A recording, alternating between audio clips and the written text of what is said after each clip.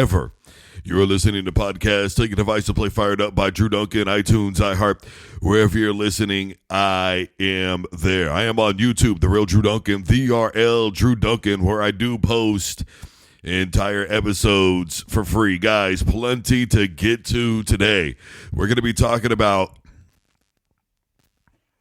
the unfortunate side sometimes of sports with Ronda Rousey claiming that she had a lot of miscarriages. In fact, she's been saying things like she had concussions, and that's part of the reason why she retired. We've got that to get to today as well. Calipari, Arkansas, one player listed on the roster right now. We're about to find out. Cam Newton talks about the Florida Gators. Kevin Hart, Cedric the Entertainer saying Jokic shouldn't get another MVP award. You okay, Brody? I'm going to guess something about Kevin Hart being from Philly has something to do with that, huh? That Joel Embiid should get it every year from the 76ers. Come on now, man. Let's keep it a buck. Who the hell let Kevin Hart on anyway? I would love to know the answer to that question. Who was the final decision maker? And let's let Kevin Hart get on, what is it, probably once or twice a week now for NBA games. Listen to this. Please listen to this. Good grief. About the Joker. The Joker. They cannot give Joker any more MVPs. No. The NBA cannot give Joker any more MVPs. It's not good for the NBA. Yeah. Joker cannot win another MVP. Let's just. And he's doing his thing. Can he win another Finals MVP? Well, that's different. That's playing the game. But the league MVP, I feel like you're right. Like they can't really do that at this moment. And he's having a great year, but it doesn't feel like that dominant year the way I would say SGA is. You made a very great. Man, you know what? I just sided with you, Kevin. You just did it. You just sold me. Anybody show of hands? Thank you, man. Anybody else with Kevin? Show of hands?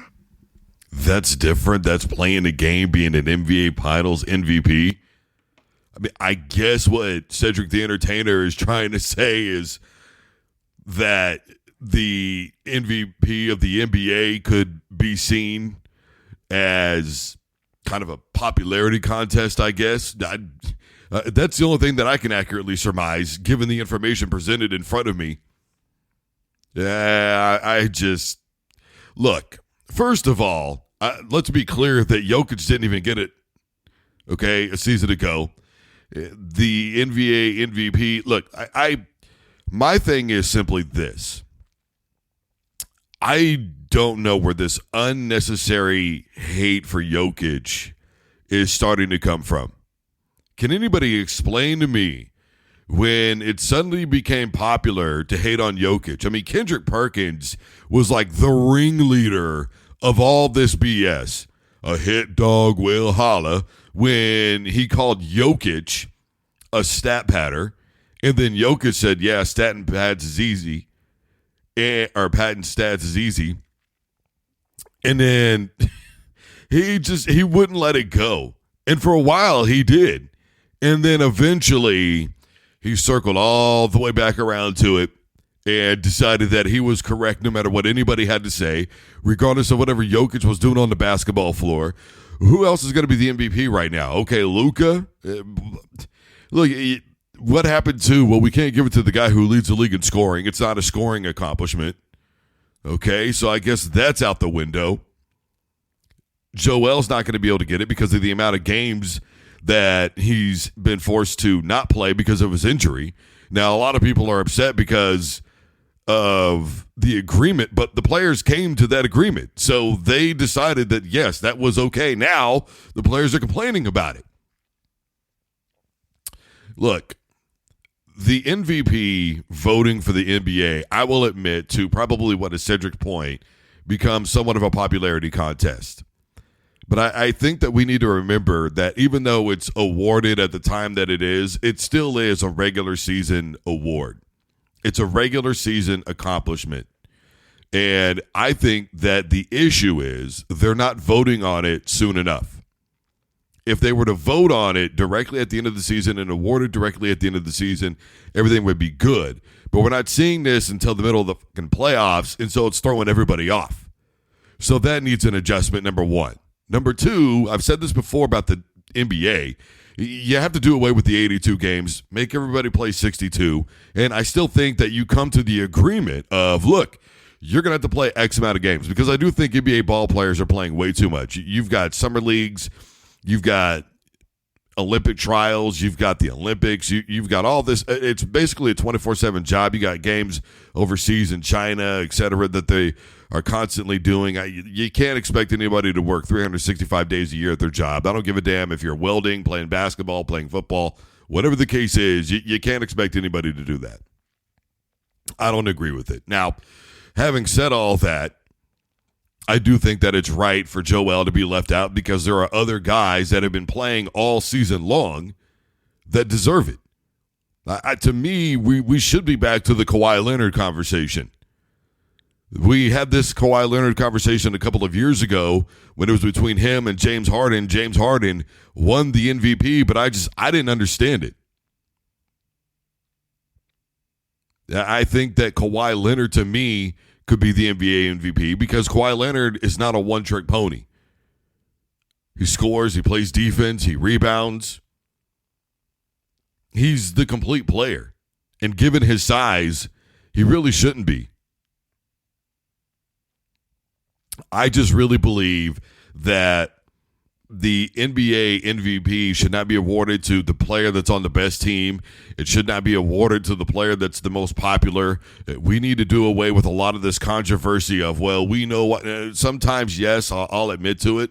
There's that aspect coming from people with no melanin, and it's very unfortunate. But I just think that people have a hard time watching Jokic play and not believe that he's the best player in the NBA. And when somebody's that damn good all of the time, it's hard to not at least put him in the discussion every single season. It's no different than LeBron James for being so damn good that it's hard not to put him in the discussion every single season. Now, here's the thing, though. We could start talking about leadership skills, how good a team is. Should a team be better than they are? Is maybe their superstar hindering them in some way instead of making them a better basketball team? I mean, we can start getting into those conversations, and I'm good with that. But I just, for my money, when I think about the MVP of the NBA, I think it should be awarded to the player that has had the biggest impact on their team, because by definition, that is usually what awards that are in the NFL for MVP, the NBA, college basketball, the Heisman, etc. That's what that is, the player that impacts their team the greatest. Can you name a player that impacts their team more than Jokic, more than Kawhi? Sure, you could say the same thing about Joel, but he hasn't played all season. I understand it's not his fault that he got hurt. It's unfortunate, but it is what it is. And even then, it has to be a regular season award with somebody like Joel, because we know what's going to happen, don't we? He's going to get to the playoffs and he's going to get hurt. Right now, when I look around the NBA, to me, it should be Kawhi. It should be Jokic. It should be Luka. To me, those are the three guys that impact their team the most. And I love KD, but he's just not. To me, that's Devin Booker's basketball team in Phoenix. It is. Now, part of that is because Devin just will not let go. He will not let go, and he should be more apt to let KD take more control and let him do his thing and take some pressure off of himself. But whether or not he's going to learn that one day, who the hell really knows? What I do know is this. If you can name a player, I mean, and right now you could even maybe say SGA, right, in OKC. You could potentially say Jalen Brunson in New York, but it's the player that, to me, greatly impacts their team the most. Without them, they would not be as good. And I think Kawhi, Luka, Jokic, Jalen Brunson, those guys are prime examples. Devin Booker, they are prime examples of how bad their teams would be without them. It's just like Draymond Green. Everybody wants to talk about how he's not necessity to that Golden State Warriors basketball team. Well, this season without him, they have a losing record. This season with him, they have a winning record. Klay Thompson already said, without him, we're just not as good and teams are not as afraid of us. Those are just facts. Am I saying Draymond for NBA MVP? No, but he certainly impacts his basketball team a lot more than some of these other guys do. Yeah, I know that people want to say, well, it's not fair with Jokic and Russ and the stat padding thing. I'm sorry, but with Russ, it was different, and it was blatantly obvious. I don't know where the hell that man gets his energy from. He's a hell of a basketball player. He'll probably end up in the Hall of Fame, predicated upon the numbers. But was he really the best player in the NBA? People talk about how underrated he is. Look, there's a lot of great athletes right now on a basketball court somewhere in New York City that are never going to see the NBA, that play a lot like Russ. Leadership is a thing. Making the guys around you better is a thing. That's the way the NBA works. And Russ has never gone somewhere and immediately made the team better. It's never happened. Jokic could go anywhere right now in the NBA. Kawhi could go anywhere right now in the NBA and automatically make that team better. That's just the way that it is. Here is Ronda Rousey. No one wants to burden anybody else with what they're going through, but a lot of times you're not burdening other people. At some point during this journey, you start trying to have children. Mm-hmm. And you talk in the book about a really heartbreaking incident where you're filming a TV show with 911, and there was fight scenes and various stunts in that movie, and a day after that, you suffered a miscarriage. Yeah, well, I found out I was pregnant right before the show started filming, and then my finger got chopped off from a boat door falling on it.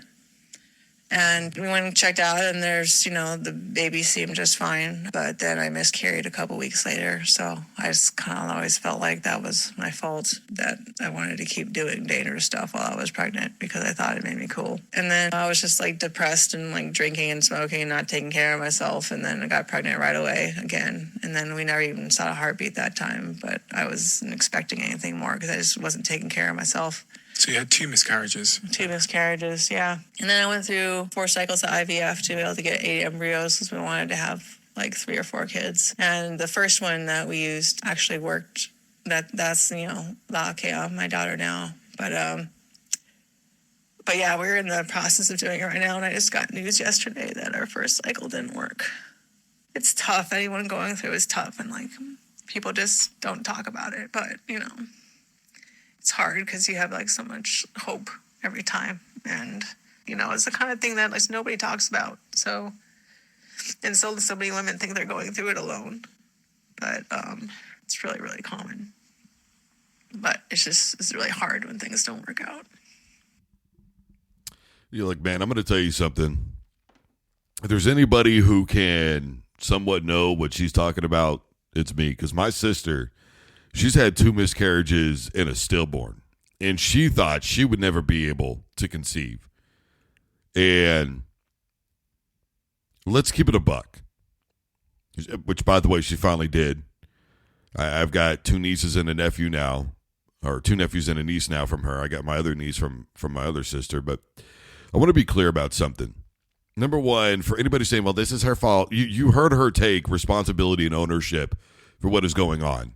But it blows my mind that people are still just figuring out any way they can to just be mad at Ronda. I don't understand having such blatant hate for somebody that you can never sympathize, empathize, whatever the case may be. At bare minimum, listen, try and understand where somebody is coming from. I understand she's a former MMA fighter. Okay, and I understand that she put on this whole tough as nails persona and did all that. Well, it's her fault. Bro, she's in the fight game. She's in the fight game. What do you want fighters to run around and act like? Y'all are such weirdos sometimes, man. You guys cheered for Conor McGregor for years when he was acting like this. Years. Calling himself the GOAT and messing with everybody. I mean, come on, man. Didn't anybody see the thing with him and Mayweather in Canada? That place was going absolute bananas. Everybody was cool with that. But if it had been Ronda, and I'm going to remind some people very quickly here about what Ronda Rousey did in MMA. Just this one thing alone should let you know how polarizing she was. Of the top 10 pay-per-view buys of all time in UFC history, she still has 2 of them, and she hasn't had a fight in 6 years. So I want to be clear with people that are talking about her legacy. For some weird reason, people believe that this is a situation where we should be talking about the legacy of Ronda Rousey. Ronda talks about having miscarriages, being depressed, and what do we do as a society? Well, buck up, champ. Man, and it's funny because 99% of the people that are saying these things, they themselves have reached out, know what it's like, and got told that. And here's the problem. You think because you get told that now that's the appropriate response to everybody else. It's not. Do some people need tough love? Absolutely. Some people, you have to hit them upside their head with reality. You have to look them dead in the face and say, hey, Brody, stop fucking up. Okay? A lot of this is you. Nothing wrong with that. Sometimes it's a necessity. But that's, to me, only a lot of times after we've gone through the process of letting somebody talk it out. How was she going to talk about any of this while she was in MMA? She knew nobody was going to side with her. She knew nobody was going to give a damn. She didn't want to bring anybody into her drama, into her BS. She's not running around here now trying to get everybody on her good side. She's finally being able to be open. That's what's happening here. Miscarriages, concussions. That was a big part of the reason why she got out of MMA was because of concussions. You guys think that it's all just the knockout blows to the head. It's not. When you're doing jiu-jitsu and you're rolling around all the time, and we've had Austin Ford on the program, which, by the way, tomorrow, it is Friday, it is our MMA day, so Austin Ford, our MMA insider, is going to be hanging out with us.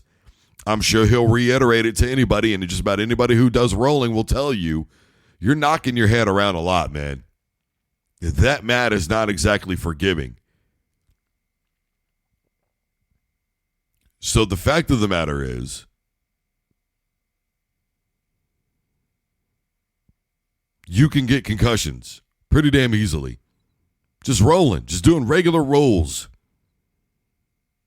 Some basic things. Yeah, and the fact that people can just turn this into something completely different just blows me. It shouldn't. People should not be amazing me at this juncture in my life. I'm 40 years old. I've seen damn near everything there is to see. And I'm telling you, it shouldn't amaze me, but yet it does. And the thing is, as she said, so many people think that they're going through this alone because you do feel alone. And you don't know what to do. And you feel helpless and hopeless and scared and everything else. I'd never seen my sister so depressed when that third thing finally, because the first 2 were miscarriages, and then the third one was a stillborn baby. I had never seen somebody so depressed in my life. The amount of drinking she was doing because of what happened. And what really bothers me is the fact that there's women out here that are talking to her. Like, really, bro? Like, how can you, as a woman, not understand what she's going through? I'm not laughing because it's funny. It's the shock. Do you understand? It's the shock.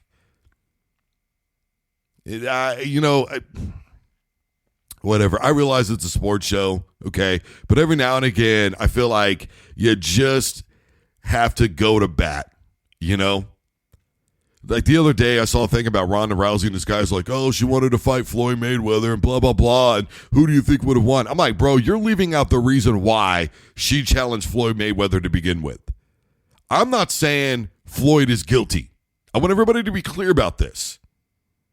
It's an alleged incident. What I am saying is Ronda Rousey challenged him because of an alleged domestic violence thing that happened. And she said, hey, you like boxing women so damn much, why don't you come and fight me? But see, though, the comment section doesn't remember that. And so the comment section is all like, oh, this is so stupid that she would have challenged Mayweather. We saw what happened with Holly Holm. She'd have got dusted. Man, I swear. Can everybody just get real for a second? Can we get back to being level-headed? I swear the internet is an experiment that we all failed. It's really quick and simple to go to Google real fast and go, why did Ronda challenge Floyd Mayweather? Oh, that's why. But see, though, here's the thing. I never forgot that happened. I think sometimes in society we go entirely too far. And it's really sad because Ronda is opening herself up, and yet all anybody wants to talk about is why didn't she say it then? What's going on now? Why is it all in the book? This is her fault. She's a terrible person. I can't understand having blatant hate for somebody like that.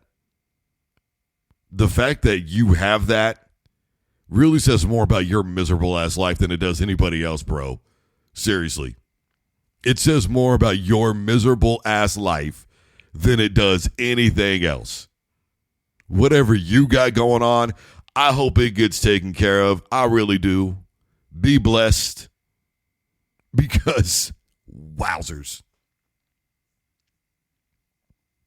By the way, if you're listening out there, shout out Mo and the folks in his ride yesterday. You didn't think I remember, did you?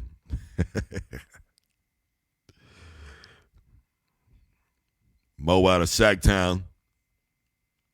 Big time Kings fan.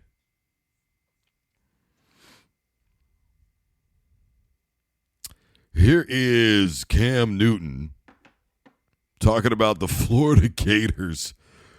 Ooh, buddy.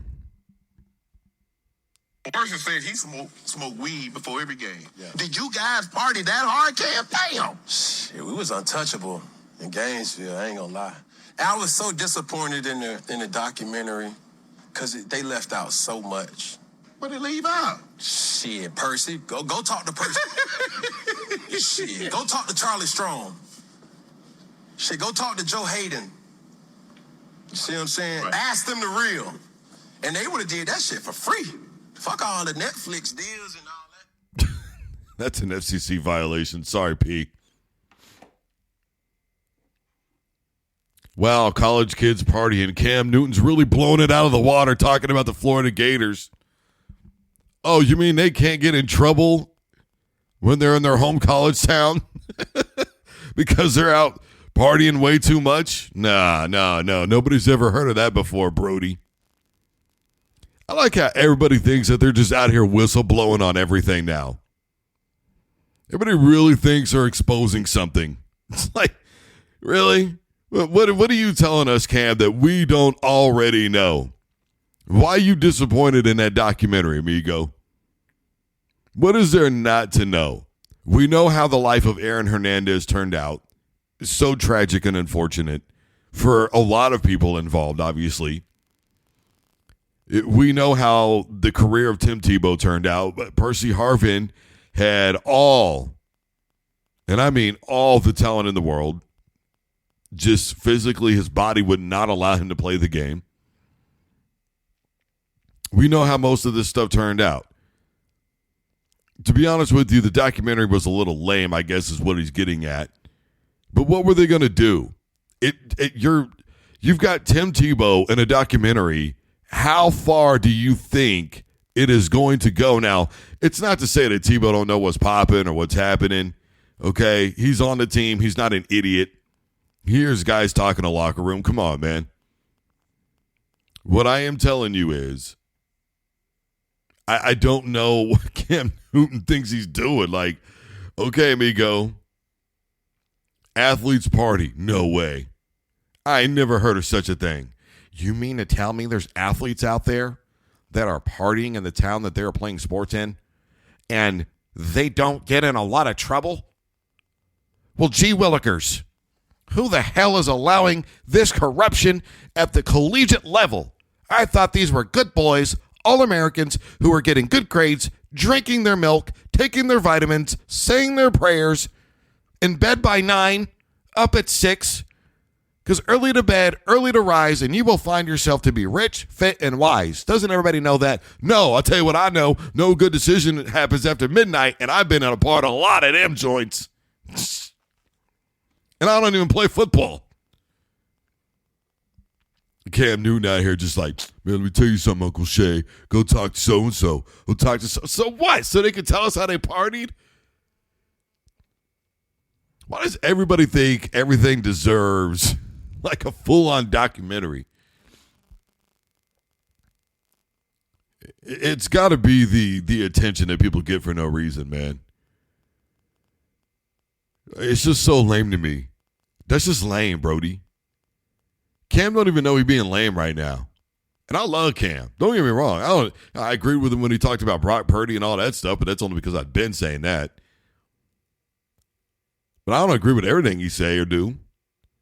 And Uncle Shay's podcast has turned into like the dramatics. People just go on there and, boy, they can't wait to spill all the beans, can they? Just everybody got something to say on Uncle Shay. Club Shay Shay. If you got something to say, come to Club Shay Shay. But actually have something to say, man.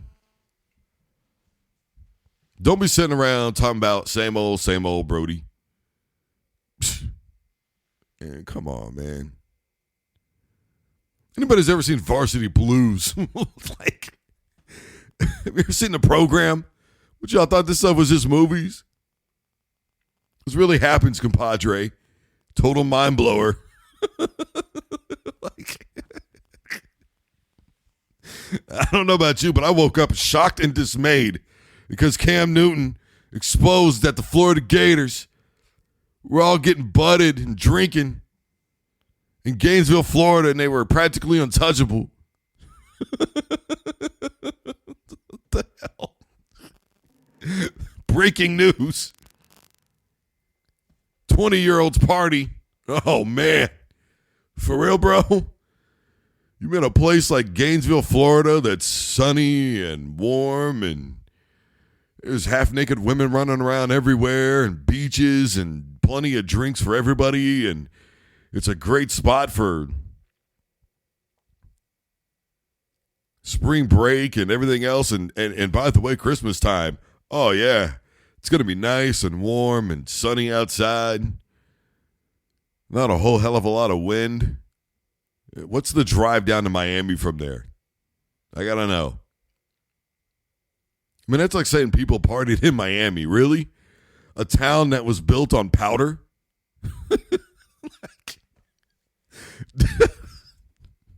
Jeez. You want the real story? I got the real story, Uncle Shay. They out here blowing trees, man. Oh, word? Word? Oh, man. Call the press. There's 20-year-olds out here smoking weed, people. Cam Newton. Cam telling us everything. Somebody silence Cam. He's blowing the whistle. Get him. I hope Cam starts watching his back and goes to sleep with one eye open. I'm afraid for Cam's life. He's telling people that 20-year-olds are smoking weed and drinking. Chill out, Brody. It's going to be okay, Cam.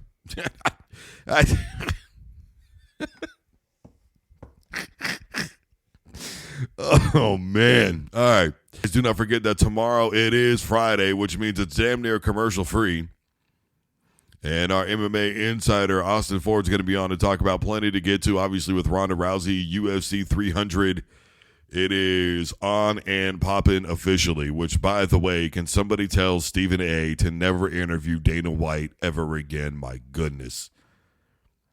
Brody wants to talk about football, cool. Brody wants to talk about basketball, cool. Leave MMA alone, man. Y'all ain't got nobody that can talk MMA. You've got a whole ass UFC on there. Why isn't Shell Sonnen or somebody on there asking, like, somebody? Can we stop already? You know, I don't even know why I'm going to indulge this, but I am. Benzino and Paul Pierce. Yeah, Paul Pierce got stabbed up because he was being aggressive with my girl. That's my girl. He don't got shit. He hustling in the streets. You got millions of dollars, and you ain't supposed to be you from LA, and you and another nigga try to get aggressive with a hood nigga. That's not smart, bro. Somebody should have told you. When you go in another city, these athletes, let me excuse these athletes, these NBA and NFL athletes. When you go in another city, relax, bro. Understand who you like. And he the same dude that cried because Eminem. That's the one, right? All right. I just want to double check on that. Can anybody? Okay. Look, I feel what he's saying. Not everything is a street issue, man. Okay. Let's be clear. Not everything is a street issue. And Paul Pierce has already talked about this 1,000,001 times. And all this is getting drummed up because about a month ago, somebody on some obscure podcast asked Paul Pierce about when this whole incident happened.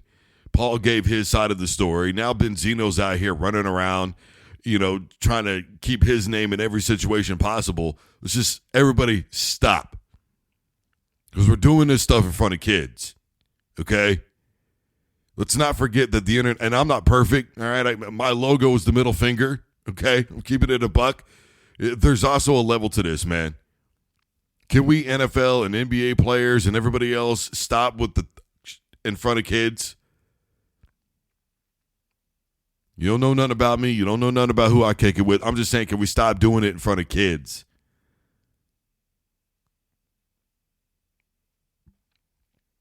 That's the only request. I wish Paul Pierce would quit talking about it. I wish people would quit asking about it. Just let's let it go. Not everything has got to be on some thugged out all right? It was two dudes in an altercation over a female, which is usually how it goes down, ain't it, though? Money and women, bro. That is how 99% of all beefs start. Money and women. Mike Tyson. Mitch Green, remember that? Remember how it started? Remember how it ended? And I get it, man. I understand what Benzino was saying. Some people are not for the games. Well, that's all gravity, but not the guy who cried over Eminem, man.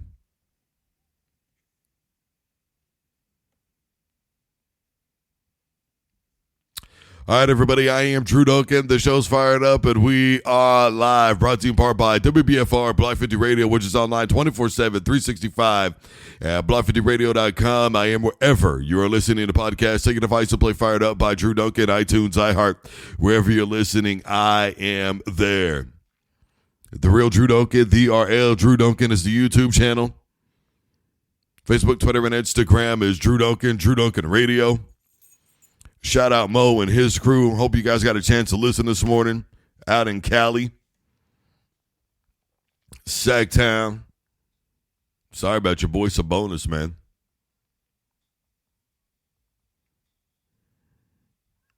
Block 50 Radio is everywhere you are. Block 50 Radio, Facebook, Twitter, and Instagram. Block 50 Radio Podcasts, Podomatic, Spotify, iTunes, etc. It's all right there, my man. Matter of fact, if you can't find Block 50 Radio, you ain't trying. I'm going to keep it a buck. Guys, do not forget, coming up in August, I will be starting with HHN. Super excited about that. I'm going to be the only sports guy, at least as of the moment, on there, so I'm happy for that. The only dude so far with no melanin, too. We rocking with Mark. Can't wait for tomorrow. UFC 300 right around the corner. NBA playoffs right around the corner. Didn't get a chance to get to Coach Calipari today, but, you know, what are you going to do? In Kentucky one day, in Arkansas the next. Your local programming is next. Don't you dare touch that dial.